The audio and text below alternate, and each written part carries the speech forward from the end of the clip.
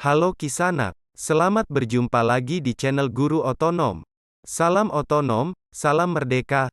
Semoga Kisanak sehat selalu. By the way, Kisanak ketika ikut memperingati Hari Kemerdekaan Indonesia setiap tanggal 17 Agustus pasti sering mendengar dan menyimak dengan seksama pembacaan teks proklamasi tanggal 17 Agustus tahun 1945. Baik itu pada upacara kemerdekaan di sekolah, lapangan umum, kantor, atau pada acara malam tirakat, istilah Jawa, kalau di kampung. Nah, pada kesempatan ini, kami akan ulas 5 fakta menarik di balik naskah teks proklamasi yang jarang kita ketahui. Langsung saja kita mulai, monggo.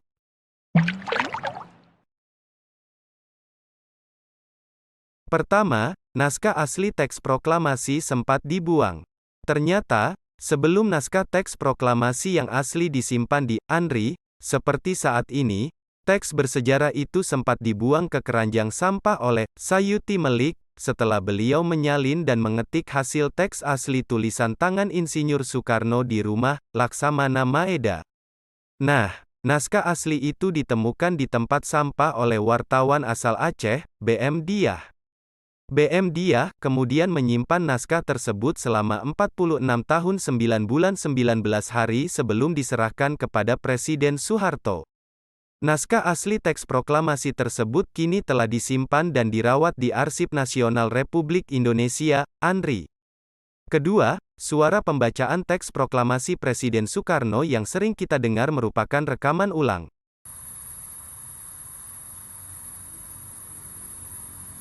Proklamasi.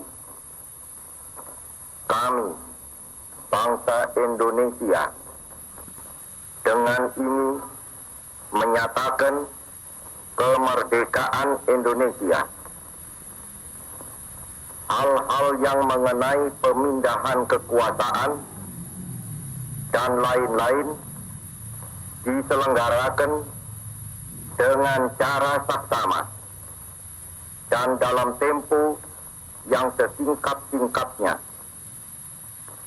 Jakarta, 17 Agustus 1945, atas nama bangsa Indonesia, Soekarno, Hatta. Saya kira hal ini adalah sesuatu yang lumrah dan wajar, karena kala itu dokumentasi tentang proklamasi sedikit sekali dan untuk mempersiapkan kemerdekaan itu spontanitas. Rekaman pembacaan teks proklamasi yang selama ini kita dengar ternyata adalah rekaman yang dilakukan pada tahun 1951 di Studio Radio Republik Indonesia, RRI. Nah, di balik rekaman pembacaan teks tersebut ada seorang yang berjasa dalam inisiatif dan membujuk Presiden Soekarno untuk rekaman suara di studio RRI. Beliau adalah Jusuf Ronodipuro. Beliau seorang mantan pegawai radio Jepang sekaligus salah satu pendiri Radio Republik Indonesia.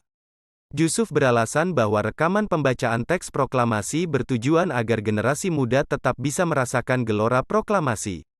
Ketiga, hanya ada 3 foto dokumentasi saat proklamasi kemerdekaan. Untuk mendokumentasikan proklamasi kemerdekaan RI saja butuh perjuangan dan pengorbanan.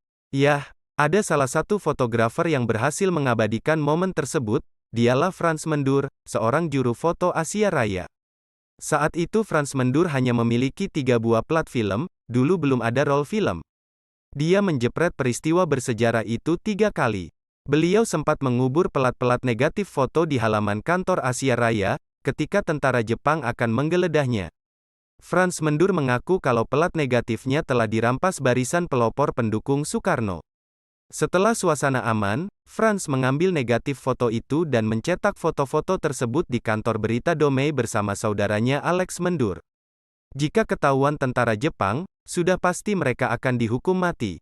Mereka sangat berjasa atas dokumentasi proklamasi kemerdekaan. Keempat, misteri angka tahun 05 pada naskah teks proklamasi.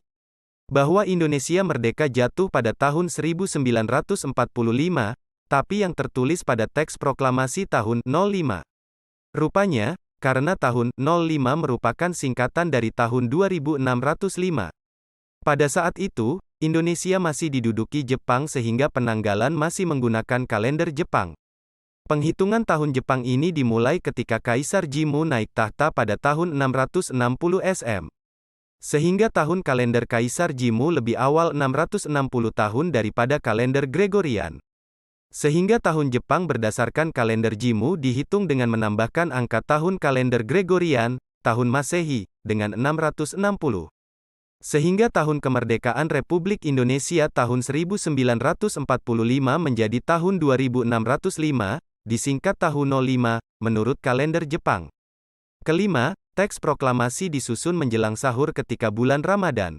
Bulan Ramadan punya nilai sejarah penting bagi bangsa Indonesia. Di bulan Ramadan, Indonesia merdeka. Sebelum proklamasi dibacakan pada tanggal 17 Agustus tahun 1945 pukul 10 pagi di Pegangsaan Timur 56, telah diadakan penyusunan dan rapat persiapan di Rumah Laksamana Maeda, Jakarta pada malam tanggal 16 Agustus tahun 1945 atau 9 Ramadan 1364. Teks proklamasi pun selesai disusun menjelang makan sahur. Mohatta sempat menuturkan kepada wartawan kala itu, bahwa sebelum pulang, Mohatta masih sempat makan sahur di Rumah Laksamana Maeda. Menunya telur, roti dan ikan sardin karena tidak ada nasi. Tetapi cukup mengenyangkan. Terima kasih buat Anda yang sudah menonton video ini. Kita akan kembali lagi pada kesempatan yang akan datang, tentunya dengan video yang informatif dan bermanfaat buat Anda. Saya Guru Otonom pamit undur diri, jangan lupa untuk share informasi yang positif dan bermanfaat. Salam otonom.